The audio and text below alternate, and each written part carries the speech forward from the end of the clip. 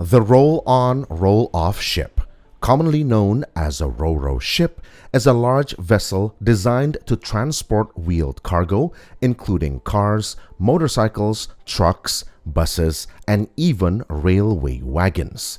Loading vehicles onto a ro-ro ship can be done by driving them directly or by using auxiliary vehicles such as self-propelled modular transporters. This differs from lift-on, lift-off ships, which use cranes to load and unload cargo. Generally, ro-ro ships have two ramps or ferry decks installed inside or at the edge of the ship. One is located at the stern or the back of the ship, and the other on the left or right side of the ship. This allows cargo to be efficiently loaded and unloaded while in port. Ro-ro ships have been popular since World War II for transporting various military equipment. However, the use of ro-ro ship concepts for commercial purposes began in the late 1940s to early 1950s. Especially on short sea routes. Ro-ro shipments are divided into two types: short sea routes and deep sea routes. Short sea routes refer to transporting cargo in the same territorial waters or within short distances. Deep sea routes refer to ro-ro cargo transportation between continents. Hub ports or transshipment ports are used to transfer cargo during deep sea voyages. However, the concept of short sea and deep sea routes applies not only to ro-ro but also to give any type of cargo. There are several types of ro-ro ships, including conro, ro-lo, LMSR, and ro-pax. Conro, or container roll-on roll-off, is designed to carry containers and ro-ro cargo. The lower deck area of a conro ship is used to store vehicles, while the upper deck area is used for stacking containers. Then there are roll-on lift-off ships, which are hybrid vessels with ramps serving vehicle decks. Furthermore, there are large, medium-speed roll-on, roll-off ships used for transporting military cargo. And lastly, there are roll-on, roll-off passenger ships designed to carry goods, transportation equipment, and passenger accommodations. By implementing sustainable shipping industry concepts, various ro-ro ships are now built with solar power, liquefied natural gas or LNG, electricity, and hybrid sources. This is considered more efficient and environmental friendly compared to using diesel as ship fuel. There are several reasons why ro-ro ships are considered more efficient for transporting transportation equipment. Firstly, ro-ro ships have dedicated decks to store transportation equipment, protecting them from external sources such as extreme weather at sea. Secondly, the process of loading and unloading this equipment is carried out through available ramps on this ship. Thus, companies do not need to incur additional costs to rent cranes for lifting this equipment. In the shipping industry, many companies or operators operate ro-ro ships. Some of these include Hyundai Glovis, Mitsui OSK Lines, Nippon Yusen Kaisha, Kawasaki Kisen Kaisha or K-Line, Grimaldi Line, Hoik Autoliner, and Wallenius Wilhelmsen. Speaking of Wallenius Wilhelmsen, a Norway-based company, they own a ro-ro ship named MV Faust, measuring 230 meters in length and 38 meters in width. Built in 2007 by Daewoo Shipbuilding and Marine Engineering, this ship can accommodate up to 8,000 cars in a single journey. The total cargo value can extend $65 million. Loading these cars onto the Ro-Ro ship takes 8 hours.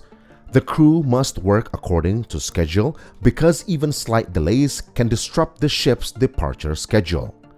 One of the main priorities during the loading process is to ensure that the new cars' paint is free from damage and dents.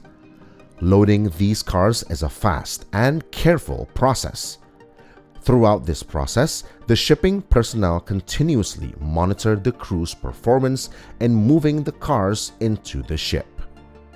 Experienced crew members are also required for this task. To drive these cars, there are 31 drivers responsible for driving the new cars onto the Ro-Ro ship. Various types of cars are loaded, ranging from small cars like Mini Coopers to medium-sized SUVs and large bulldozers, each with designated parking space predetermined.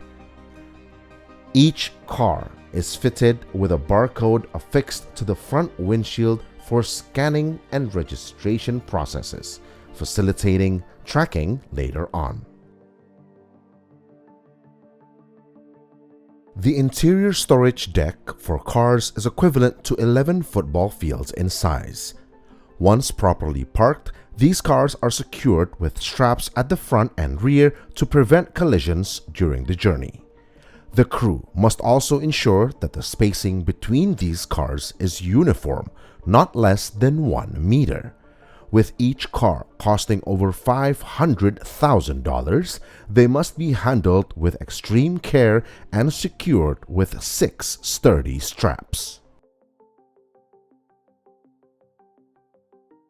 After the cars are loaded, the Ro-Ro ship embarks on a journey of at least 9 days. However, before setting sail, the chief officer must establish a sailing route plan for the ship capable of carrying up to 22 people.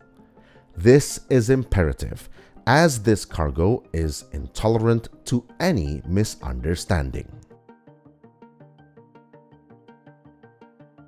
In the control room, the chief officer controls the balance by adjusting the water level in the ballast tanks. These tanks consists of 20 interconnected companies. If during the loading process, one side of the ship feels heavier than the other, water is added to the opposite side to maintain balance. Inside the captain's room, data integration such as weather conditions and current positions, as well as reference data for ship speed, are provided using special software systems. Each system has backups and advanced technology, allowing the ship to operate on autopilot. During the voyage, the crew regularly checks the cargo hold conditions. They ensure that all cars are in good condition and free from any damage, especially when the Ro-Ro ship faces rough waves and bad weather in the middle of the sea. They also ensure that the fuel tanks of each car being transported do not leak. Being even slightly negligent can lead to leaks and potential fires or even sinking. Therefore, the Ro-Ro ship's cargo hold is equipped with a sprinkler system that can spray a carbon dioxide mixture. The sailing process of the Ro-Ro ship is also assisted by tugboats. These tugboats are responsible for directing and ensuring that the ship sails smoothly and safely from the dock. Considering that the sea often experiences severe weather conditions such as storms and rough waves, ro-ro ships are also equipped with modern lifeboats. In case of any unforeseen events during the voyage, the ship's crew must promptly take safety equipment and abandon ship using lifeboats. Once all crew members have boarded the lifeboats, they can be launched into the sea by pulling an interior switch. Another crucial part of a ro-ro ship is the engine room, which plays a vital role in powering and providing electricity to the large vessel. The engine room of a ro-ro ship is equivalent in size to a 3-story house. Working on a ro-ro ship for days keeps the crew away from their families and other loved ones. Therefore, the ship provides supporting facilities such as accommodations consisting of cabins with complete beds, wardrobes, seating areas, and bathrooms. Some entertainment facilities on board include a gym and a dining room complete with a kitchen that regularly serves various delicious dishes.